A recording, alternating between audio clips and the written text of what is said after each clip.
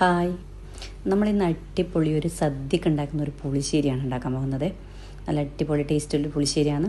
അപ്പോൾ നമുക്ക് എല്ലാവരും ഉണ്ടാക്കി നോക്കണം. നമുക്ക് പുളിശ്ശേരി ഉണ്ടാക്കുന്നത് എങ്ങനെയാണെന്ന് നോക്കാം. ഞാനിന്ന് ചക്കക്കണ്ടലും പപ്പായയും ചേർത്തിട്ടുള്ള ഒരു പുളിശ്ശേരിയാണ് ഉണ്ടാക്കാൻ പോകുന്നത്. ചക്കക്കണ്ടലും പപ്പായയും ചെറുതായിട്ട് അരിഞ്ഞത് നമ്മളൊരു കുക്കറിലേക്ക് ഇടുകയാണ്.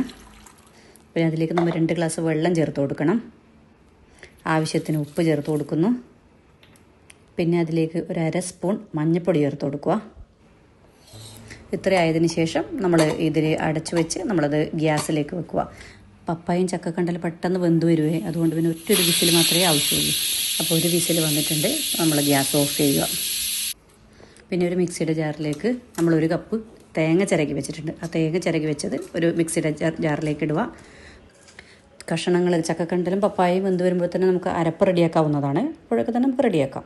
പിന്നെ അതിലോട്ട് കുറച്ച് ജീരകം നമുക്ക് ആഡ് ചെയ്യണം. കൂടെ 2 പച്ചമുളകും കൂടെ ആഡ് ചെയ്തിട്ടുണ്ട്. 2 അല്ലി വെളുത്തുള്ളിയും കൂടെ ചേർക്കാം കേട്ടോ. അതിൻ്റെ ടേസ്റ്റ് ഇഷ്ടമില്ലാത്തവർക്കത് വേണ്ട. പിന്നെ കുറച്ച് മോര്, 1/2 ഗ്ലാസ് മോര് ചേർക്കാം കേട്ടോ. ഒരു പുളി കുറച്ച് കൂടുതൽ വേണ്ടുന്നവർക്ക് കുറച്ചും കൂടെ കൂടുതൽ ചേർക്കാം. പിന്നെ അത് മിക്സിയിൽ വെച്ച് നന്നായിട്ട് മുതിയുന്നവരെ നമുക്ക് അരച്ചെടുക്കാം. കണ്ടില്ലേ, കഷ്ണങ്ങൾ നന്നായി വന്നിട്ടുണ്ട്. നമ്മൾ കയ്യിലോണ്ട് ഇളക്കി യോജിപ്പിക്കുമ്പോൾ ശ്രദ്ധിക്കുക, കഷ്ണങ്ങൾ ഉടയാതിരിക്കാൻ വേണ്ടി ശ്രദ്ധിക്കണം. പിന്നെ അതിലോട്ട് പിന്നെ അരപ്പൊഴിക്കുക. പിന്നെ മിക്സിയുടെ ജാറിലോട്ട് തന്നെ 1 ഗ്ലാസ് വെള്ളം ഒഴിച്ചിട്ട് അതും കൂടെ അതിൻ്റെ ഒന്നിച്ച് ചേർക്കണം. എല്ലാം കൂടെ ഇളക്കി യോജിപ്പിക്കുമ്പോൾ ഈ കഷ്ണങ്ങൾ ഉടയാതെ ശ്രദ്ധിക്കണം. അത് മാത്രമേ കൂടുതൽ ശ്രദ്ധിക്കേണ്ടത്. കഷ്ണങ്ങൾ വേറെ വേറെ നിൽക്കുമ്പോൾ ആ കറിക്ക് വേറെ തന്നെ ഒരു ഭംഗിയുണ്ടാവും നമുക്ക് കാണുമ്പോൾ. പുളിശ്ശേരി നന്നായി തിളച്ച് വന്നിട്ടുണ്ട്. അപ്പം അതിലേക്ക് നമുക്ക് കറിവേപ്പിലയുടെ തണ്ടോടുകൂടി ഇടാം. അപ്പോൾ നല്ലൊരു സ്മെല്ലായിരിക്കും അതിന്. അങ്ങനെ തന്നെ ചെയ്യാം നമുക്ക്. പിന്നെ കറി വാങ്ങിയ ശേഷം നമുക്കതിലോട്ട് കടു പൊട്ടിച്ചിടാം. വെളിച്ചെണ്ണ, കടു, കറിവേപ്പില, വറ്റൽമുളക് ഇവയെല്ലാം ചേർത്ത് നമുക്ക് താളിച്ചൊഴിക്കാം പുളിശ്ശേരിയിലോട്ട്.